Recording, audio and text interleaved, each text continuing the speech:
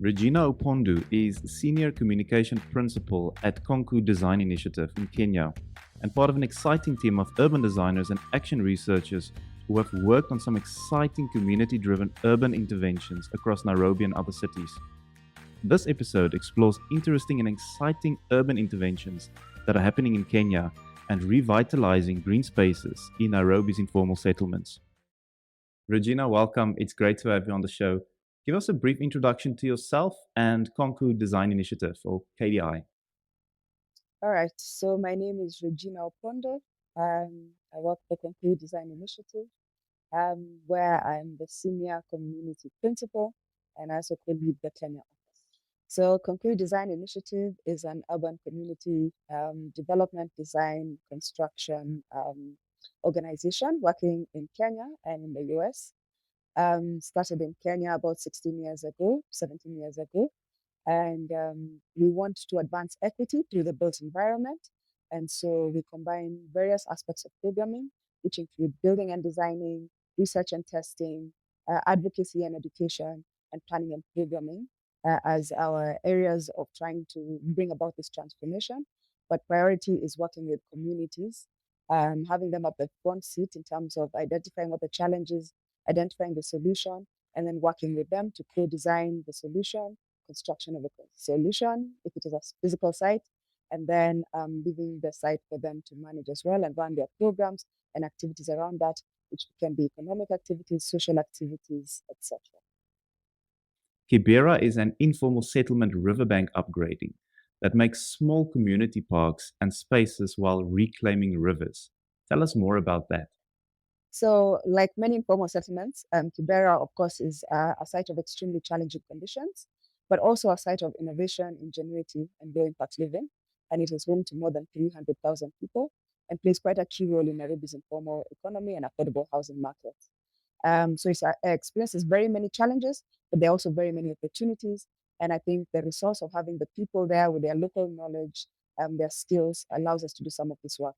So some of the challenges they experience include effects of climate change events like severe and unpredictable rainy seasons, which often brings flooding, destruction, disease, and large impact on both ecosystems and economies. The Kibera Public Space Project, which is our flagship project as KDI, is a direct response to the disenfranchisement and injustice found in communities like Kibera and often repeated by the government in some of their informal settlement development policies and initiatives. But it also doubles as being an opportunity to bolster climate resilience, flood resilience, and provide some protection to the river, or at least a way for the community to live with the river. So the Kibera Public Space Project is something we've been implementing for the last 17 years, starting with our first site in 2006, which was working with the community in Silanga, Soweto, part of Kibera, also in Langata constituency, to reclaim Nairobi Dam. And from Nairobi Dam, then develop a productive public space, but also put in place flood mitigation. And from there, we then started with the People's Park. And that site has since grown to have several functions that provides services to the community, economic opportunities to the members of the community group running it, but also protection, I think, for some of these communities around there, for flooding that would happen. There's a river that pours water into the dam there. So that's one example. So over the years, we've worked on several public spaces, and most of them are along the Ngong River. And so there'll always be a component of trying to protect the river, trying to protect people from flooding when flooding happens, but also seeing how people can coexist with the river.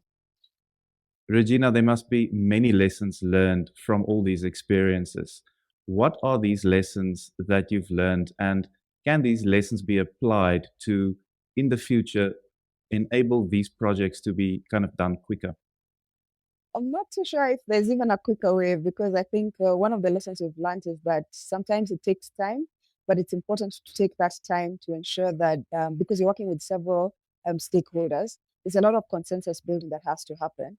And so I think the first lesson for us is that it will always not happen as quick as you anticipate. Sometimes if you're lucky and all the conditions required fall into place, then you can move a little bit faster. It has been over the years, it has gotten easier for us in Kibera because we have built a reputation, a relationship with various stakeholders from local government, local administration, to community groups. But we're finding that as we move to other spaces, we don't have that advantage of having been there before and being known. So it's taking us a little bit longer than we had started getting used to in Kibera. But I think things that are key for us, the three principles that we rely on when we're doing our work, number one is participation.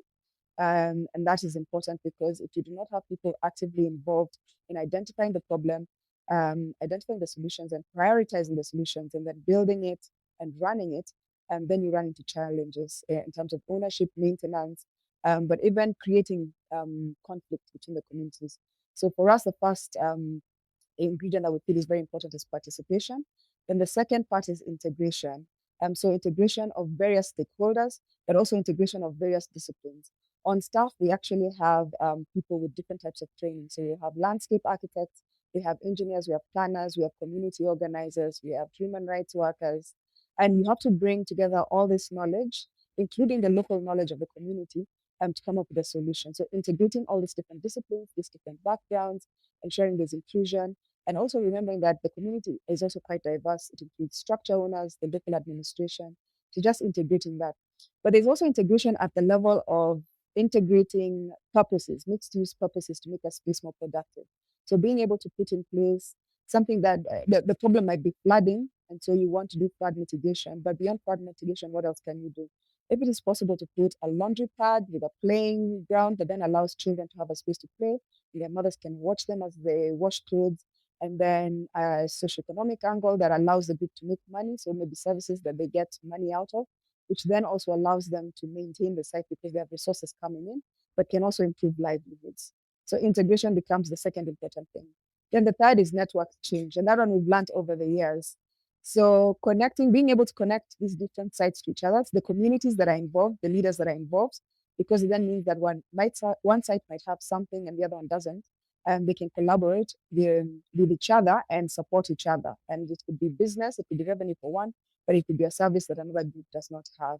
And so putting those together. But network change also includes looking at the wider community and beyond where you're working. So looking at academia and how do we learn from the work that we're doing and share those learnings with academia, which can then be shared with future professionals that work in the built environment. How do we work with state agencies so that some of these lessons can be picked up and scaled up into government programs?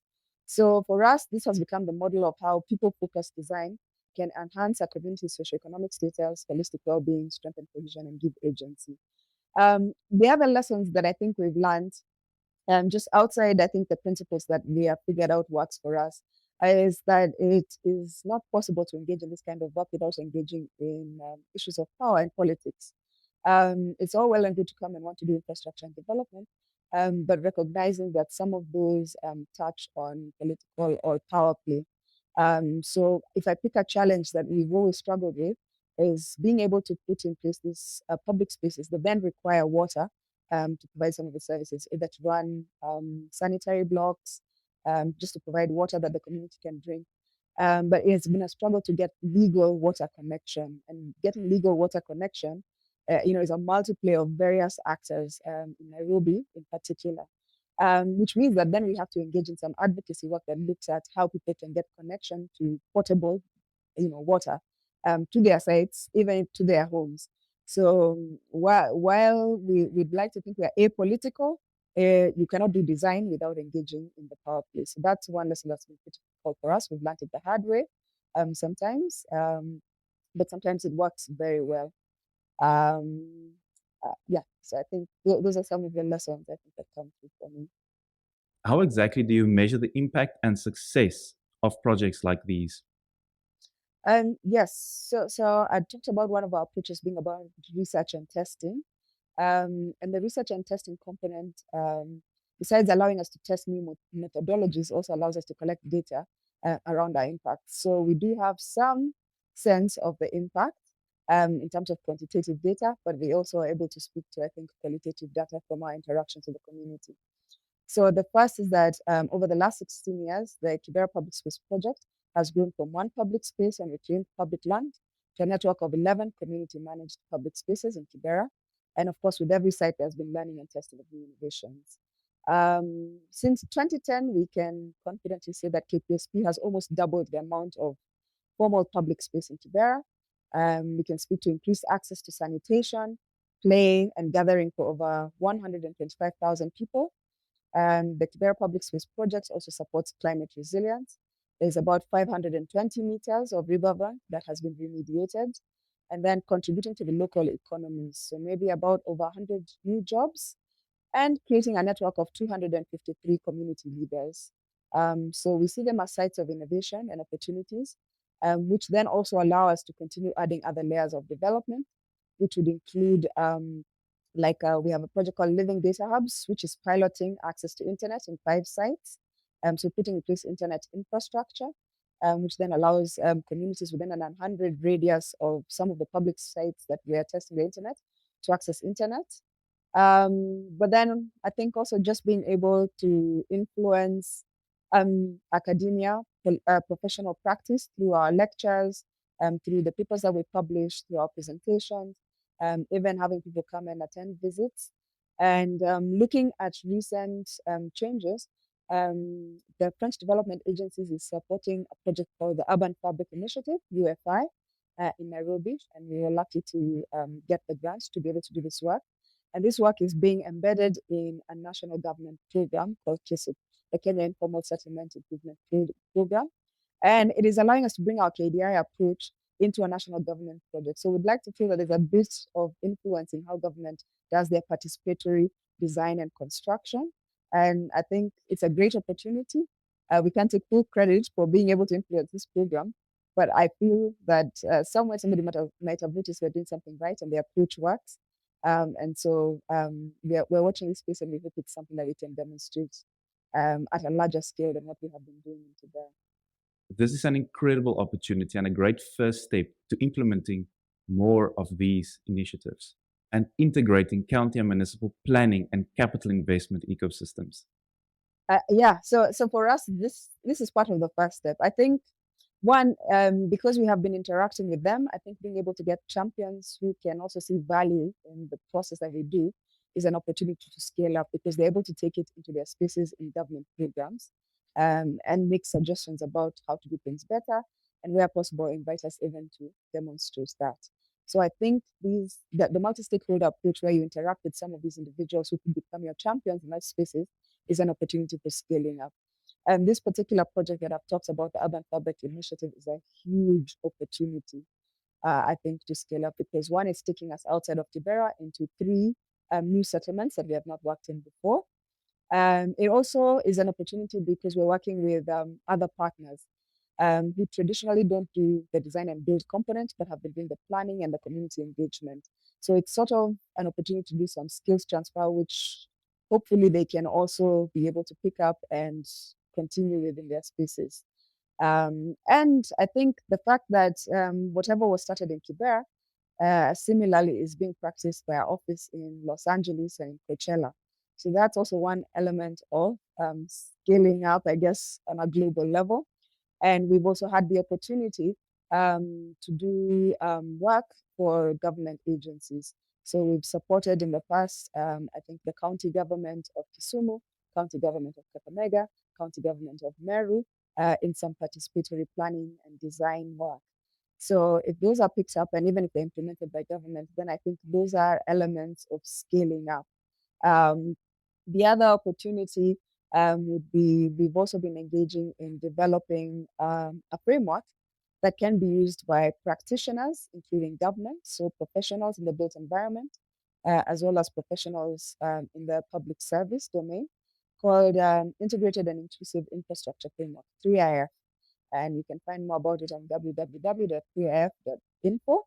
And this framework, we want it to be a tool that hopefully, if it becomes institutionalized through our partnership with the Association of Architects of Kenya, then influences how we built environment professionals approach upgrading initiatives, especially in informal settlements. So it's trying several things, hoping that they pick momentum, recognizing that momentum may also take quite a long time. But slowly by slowly, haba na haba tunajaza kibaba. So slowly by slowly, we will fill the pot. Regina, in closing, what other exciting initiatives are you involved in, and what is KDI's approach to solving problems? We have a project called Rivers and People Planning.